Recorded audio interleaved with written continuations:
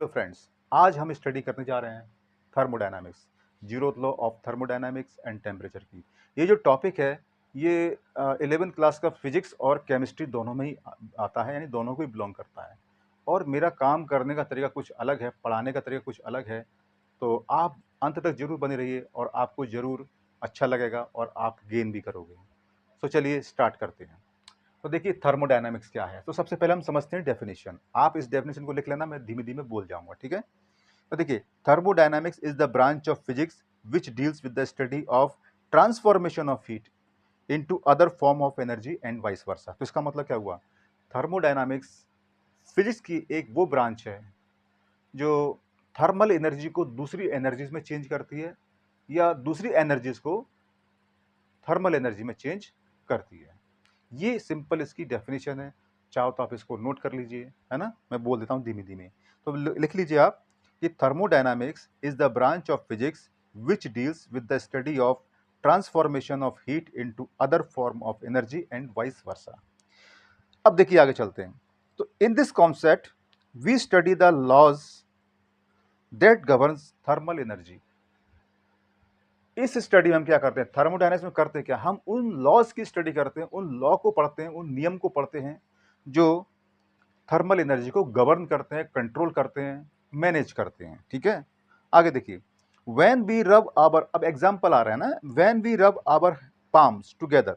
तो देखिए हम अपनी हथेलियों को ऐसे रगड़ते हैं इस टाइप से, है ना। जैसे कि आप देखिए हम अपनी हथेलियों को ऐसे रगड़ें तो क्या होता है कि हमारी जो स्किन है इस पर हीट प्रोड्यूस जाती है। रीजन क्या है इस बात का कि हमने जो वर्क किया हुआ है, वो वर्क किस में प्रोड्यूस हो गया, हीट में प्रोड्यूस हो गया, उसमें ट्रांसफॉर्म हो गया, ठीक है। तो इस वजह से हमारी इन स्किन में हमें हीट प्रोड्यूस यानी कि हीट फील होती है। अगला एग्जांपल है कि a heat engine uses heat of the system in running the train. मतलब क्या है कि जो पहले ज़माने में, अभी एक आध जगह अभी भी चलती है इंडिया में, कि जो इंजन होते थे वो कोयले के होते थे, कोल के होते थे, और वहाँ पर कोयले को जलाया जाता था, उससे हीट प्रोड्यूस होती थी, उससे बॉयलर में पानी को गर्म किया जाता था और गर्म होकर के फिर वहाँ से स्टीम निकलती थी और उस स्टीम से इंजन चलाया जाता था। तो ये क्या हो गया तुम्हारा, इसको बोलेंगे a heat engine uses heat. तो हीट इंजन ने क्या किया, उस इंजन में उस हीट को यूज कर लिया और उसको सिस्टम को रनिंग करने की, इंजन को रन करने के लिए।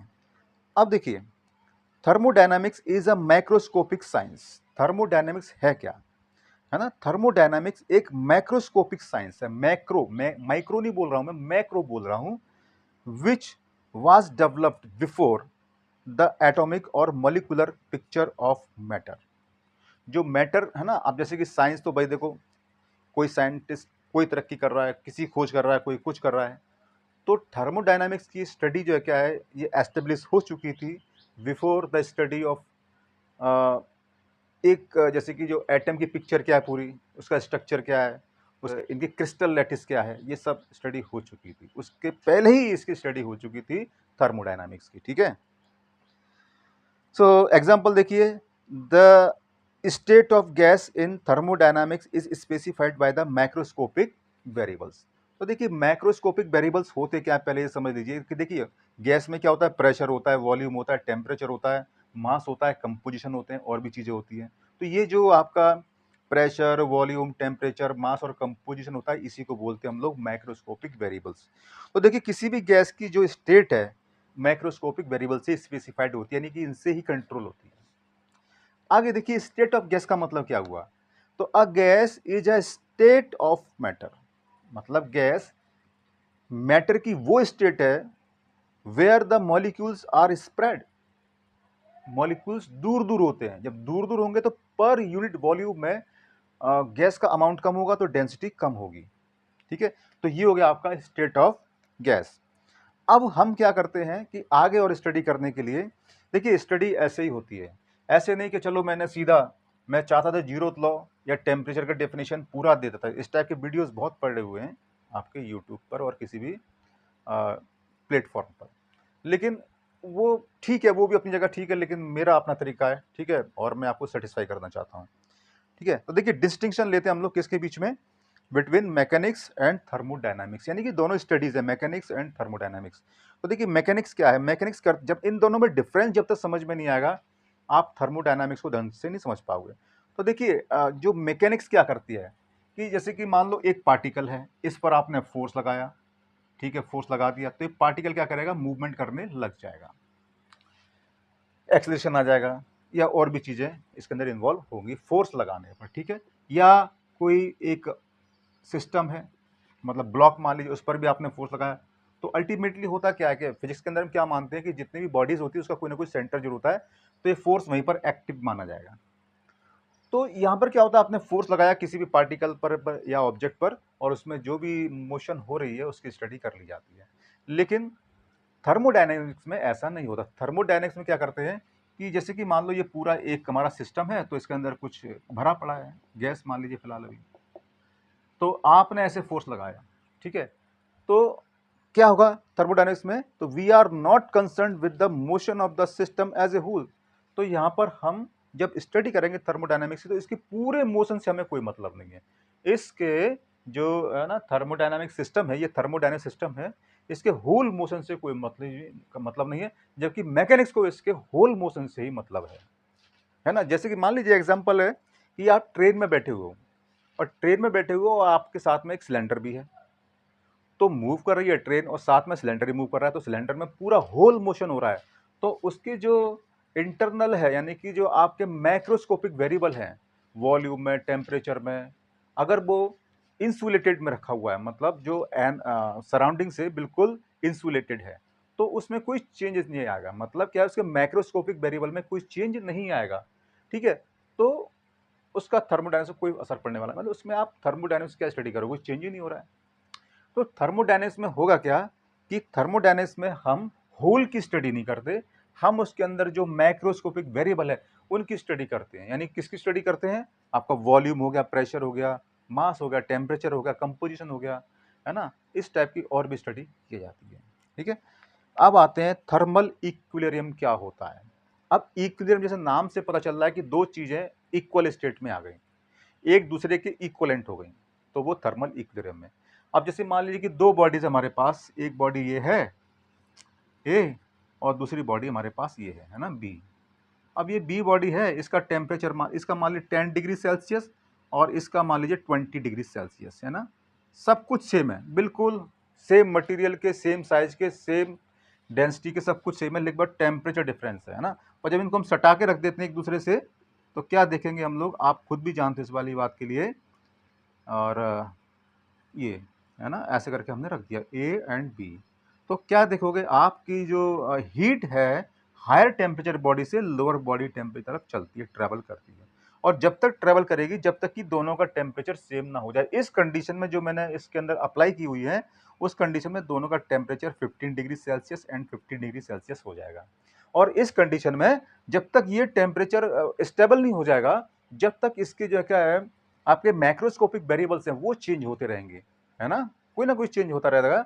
लेकिन जैसे ही इस स्टेट में आ जाएंगे, इसमें फिर आगे कोई चेंज नहीं होगा, और इसी स्टेट को हम बोलेंगे थर्मल इक्विलिब्रियम। तो देखिए क्या डेफिनेशन, थर्मोडायनामिकल, आप चाहो तो इसको डेफिनेशन लिख सकते हो, thermodynamical system is said to be in thermal equilibrium when macroscopic variables that characterize the system, है ना, जो आपके मैक्रोस्कोपिक वेरिएबल्स होते हैं ना, वो सिस्टम को करेक्टराइज करते हैं, यानी कि उससे उसकी करेक्टर डिसाइड होती है, तो वो चेंज नहीं होंगे टाइम के साथ में अगर दो बॉडीज थर्मल इक्विलिब्रियम में है। एग्जांपल देखिए, इसके अंदर हम अलग से एग्जांपल लेते हैं कि मान लीजिए कोई एक सिस्टम है, ये सिस्टम है, मतलब मान लीजिए कोई, है ना, सी सिस्टम मान लीजिए, है ना, और इसके अंदर कोई गैस भरी पड़ी है ना, इस टाइप से कोई गैस भरी पड़ी है मान लीजिए, और ये जो सिस्टम है चारों तरफ से एक वेल इंसुलेटेड बॉक्स से घिरा पड़ा है, इस तरीके से, ठीक है। और ये बॉक्स कैसा है कि अंदर की एनर्जी बाहर नहीं जाएगी, बाहर से अंदर नहीं आएगी, यानी कि ये दीवार कैसी है, ये कैसा बना हुआ, पूरा एडियाबेटिक है। तो इस कंडीशन में इसके अंदर कोई भी जो मैक्रोस्कोपिक वेरिएबल्स है उसमें कोई चेंज नहीं आएगा। तो ये एक एग्जांपल है थर्मल इक्विलिब्रियम का, ठीक है। चलिए ये हो गया। अब देखिए हम चलते हैं आगे अपना मेन पॉइंट पर। वैसे तो सभी मेन पॉइंट होते हैं, स्टडी तो है ना, सारे पॉइंट्स क्लियर होने चाहिए तभी चीज़ हमें समझ में आती है। अब आते हैं हम लोग कि क्वेश्चन मैं लिखता हूँ, एक क्वेश्चन है, मैं क्वेश्चन लिख देता हूँ या मेंशन कर देता हूँ। क्वेश्चन क्या है, व्हाट इंफॉर्मेशन डज, बड़ा अच्छा लगेगा आपको देख इसको समझ करके। What information does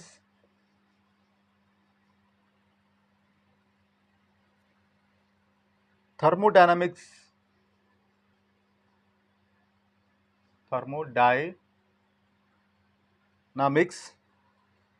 law provide. जो थर्मोडायनामिक्स लॉ है वो हमें क्या प्रोवाइड कराते हैं भाई, हम क्यों स्टडी कर रहे हैं इन चीज़ों की, है ना।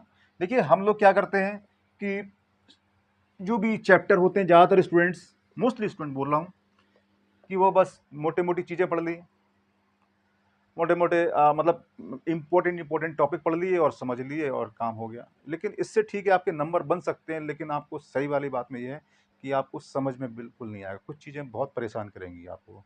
इस वजह से मैंने सोचा कि ये बहुत सारे स्टूडेंट साथ में आती हैं चीज़ें, प्रॉब्लम क्रिएट करती हैं, तो मैं इनको सबको एक साथ में लेके चलूँगा। आप चैनल के साथ में बने रहिए, है ना, और टाइम टाइम पर मैं आपको ये इन्फॉर्मेशन प्रोवाइड कराता रहूँगा। देखिए ये क्या कहना चाहता है question, what information does thermodynamics law provide. तो थर्मोडायनामिक्स के लॉ हैं वो कौन सी इंफॉर्मेशन आपको प्रोवाइड कराते हैं। देखिए आंसर क्या है इसका, the law of thermodynamics provide insight into the energy, entropy and thermal equilibrium of A system. ये हमें प्रोवाइड कराते हैं, क्या कराते हैं, the law of thermodynamics provide inside, है ना, इनसाइट। अब देखिए क्या करा है, तो देखिए ये क्वेश्चन है आपका, तो ये क्वेश्चन का आंसर क्या रहेगा कि the law of thermodynamics provide insight into the energy, है ना। मैं इसको लिख देता हूं इस आंसर को, तो आंसर क्या है इस बात का, the law of thermodynamics provide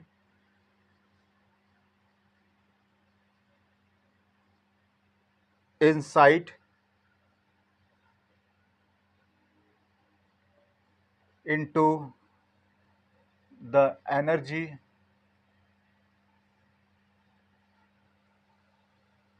entropy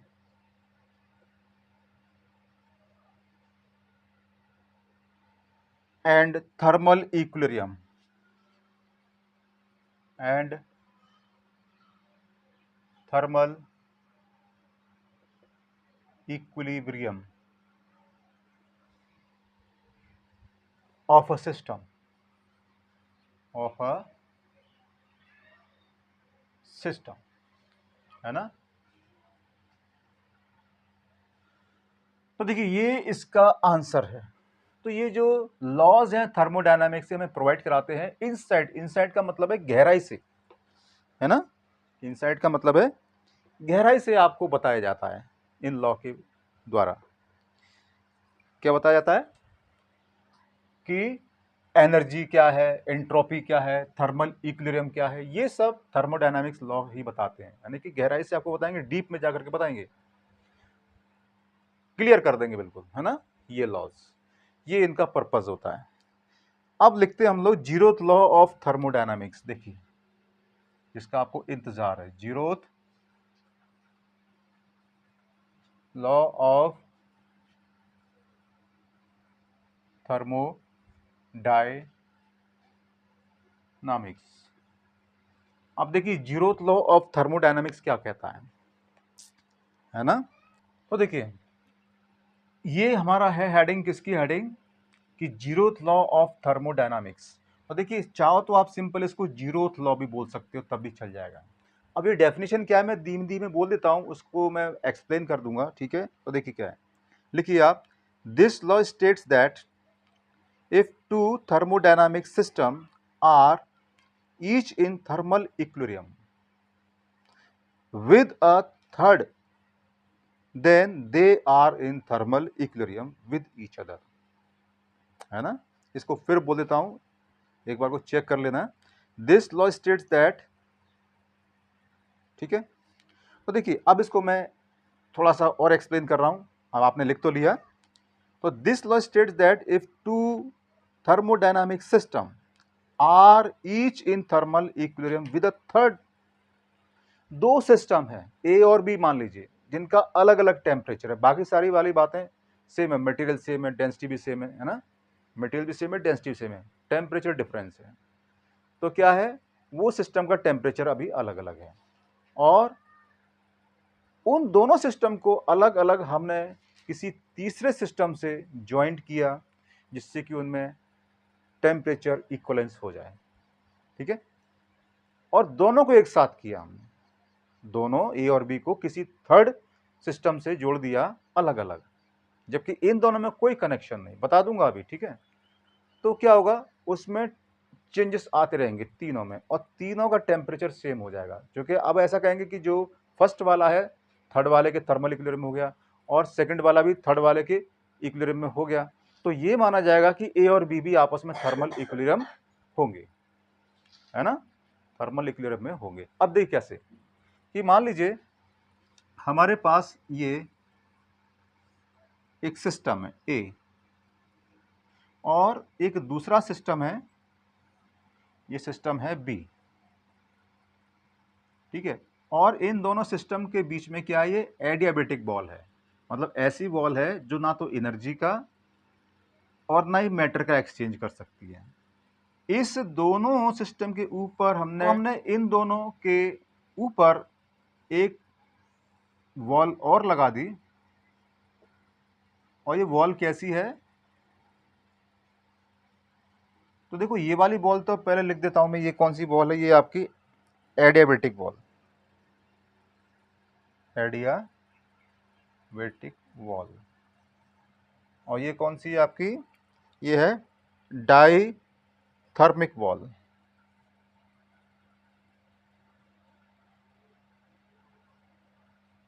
ठीक है, डाइथर्मिक वॉल।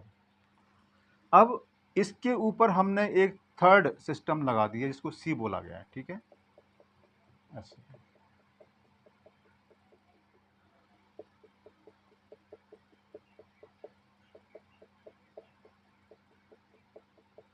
तो देखिए इन दोनों में तो कोई ना मास का एक्सचेंज होगा ना एनर्जी का एक्सचेंज होगा, है ना।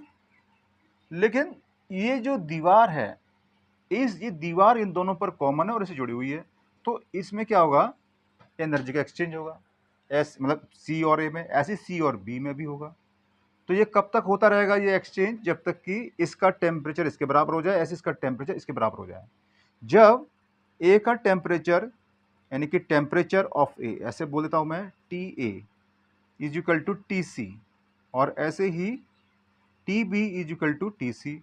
तो जब इसका टेम्परेचर इसके इक्वल हो गया और इसका टेम्परेचर इसके इक्वल हो गया, तो डेफिनेटली वाली बात है इन दोनों का टेम्परेचर भी इक्वल होगा, ठीक है। ये तो इसी कंडीशन को हम बोलते हैं थर्मल इक्विलिब्रियम, मतलब अब ये दोनों थर्मल इक्विलिब्रियम में आ गए। अगर हम इस दीवार को यहाँ से हटा दें और इनको डायरेक्ट कॉन्टेक्ट में ले आएँ, तो अब इसमें कोई भी जो मैक्रोस्कोपिक वेरिएबल्स होते हैं उसमें कोई चेंज नहीं आएगा, ना ही टेम्परेचर में कोई चेंज आएगा, ठीक है। तो ये है। अब आते हैं हम लोग, अब देखिए ये तो हो गया आपका जीरोथ लॉ, ठीक है, ये आपका जीरोथ लॉ हो गया।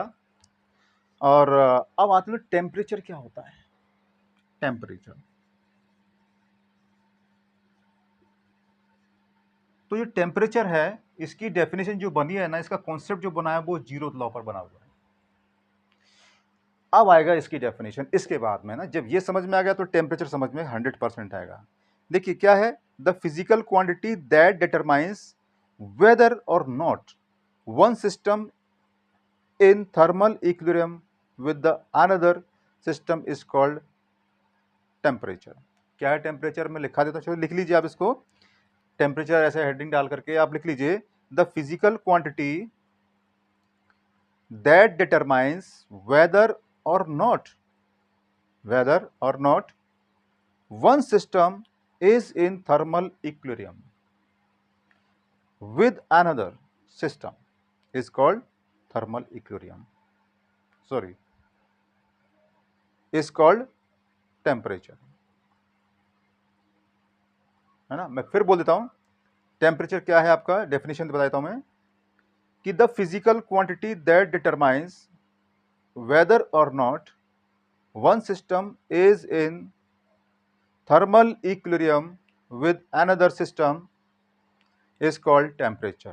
तो टेम्परेचर क्या हुआ, एक वो फिजिकल क्वांटिटी जो डिटरमाइन करती है, जो निश्चित करती है, जो कंफर्म करती है कि एक सिस्टम दूसरे सिस्टम के साथ थर्मल इक्विलिब्रियम में है कि नहीं।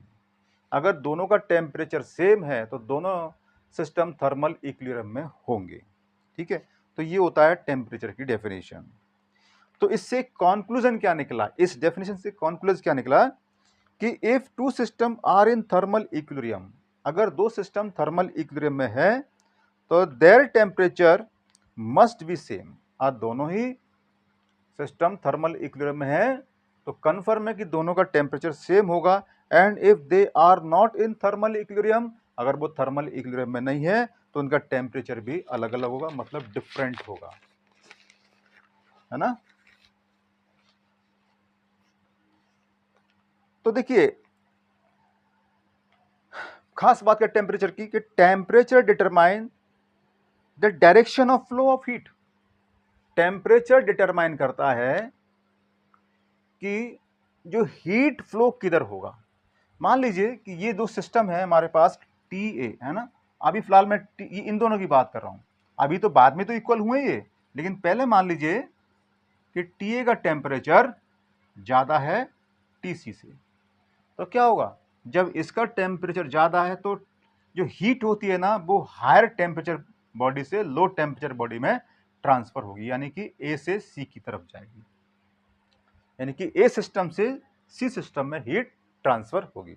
तो एक तो हमारा टेम्परेचर ये डिटरमाइन करता है, क्या डिटरमाइन करता है, the direction of flow of heat when two bodies are placed in thermal contact with each other. ठीक है, तो temperature determine the direction of flow of heat. आगे देखिए अगला पॉइंट क्या है, heat always flows from a body at high temperature to other at lower temperature. अभी मैंने बताया कि हाई टेम्परेचर से लो टेम्परेचर तरफ हीट फ्लो होती है।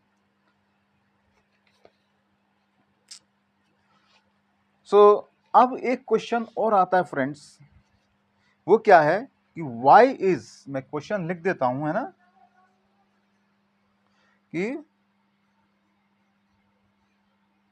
Y is zeroth law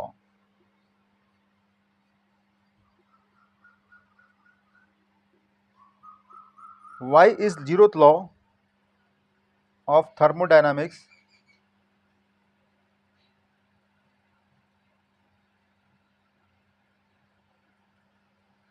is called zeroth law?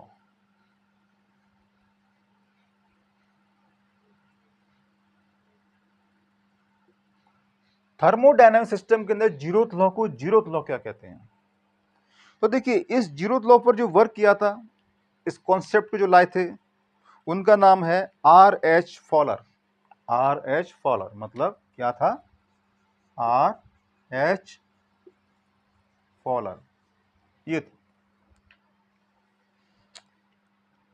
In 1931 much later than the first and the second law, मतलब ये जो लॉ आया था जीरोथ लॉ, ये फर्स्ट और सेकेंड लॉ पहले से ही स्टेब्लिश हो चुका था, उसके बाद में ये आया था। और ये लॉ टेम्परेचर की बात करता है ना, मतलब क्या है, but as to the concept of temperature is fundamental to both the first and the second law. मतलब क्या है कि जो टेम्परेचर है फर्स्ट लॉ और सेकंड लॉ का फंडामेंटल है, मतलब उसके बिना काम नहीं चल सकता उस लॉ के अंदर, और ये भी, और ये टेम्परेचर को डिफाइन करता है। तो अब बताइए इसकी खोज बाद में हुई, तो लॉ 1 और 2 पहले ही बन चुका, क्योंकि लॉ पहले बन चुका, मतलब 1 2 पहले बन चुका और ये बाद में बना, तो इसको क्या नाम दोगे, तो इसको जीरो नाम देना पड़ेगा, तो इसको बोला है जीरोथ लॉ ऑफ थर्मोडायनामिक्स। ठीक है, सो फ्रेंड्स, उम्मीद करता हूँ आपको ये वीडियो पसंद आया होगा, और वीडियो देखने के लिए थैंक यू। फिर मिलेंगे एक नए टॉपिक में, एक नए कॉन्सेप्ट के साथ में। Till then, goodbye and take care.